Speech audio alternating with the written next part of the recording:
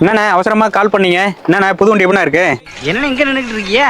வண்டிலாம் பார்க்க சைலன்ஸ் தான் நல்லா தான் இருக்கு. ஆனா 1000 கிலோமீட்டருக்குள்ளே வண்டி அனுப்புது. டிபார்ட்மெண்ட் மேல பூரா கோவமா இருக்கேன் நானு. என்னண்ணே சொல்ற? 1000 கிலோமீட்டர்லாம் அனுத்துதா? புது வண்டிண்ணா இது?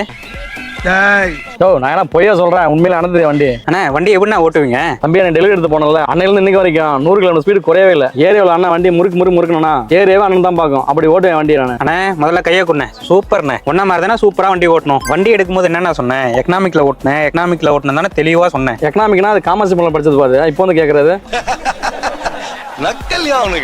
அண்ணே அந்த எக்கனாமிக் இல்லண்ணே, எல்லா ஸ்பீடாமீட்டர்லயும் எக்கனாமிக்னு ஒரு ரேஞ்ச் மென்ஷன் பண்ணிருப்பாங்க. நீங்க புது வண்டி எடுத்து ஃபர்ஸ்ட் 1000 கிலோமீட்டருக்கு வண்டியை 30 இருந்து 50 கிலோமீட்டர் ஸ்பீட்ல தானே ஓட்டணும். ஹீல்ஸ் ஏறக்கூடாது, வண்டியை போட்டு அனத்தக்கூடாது.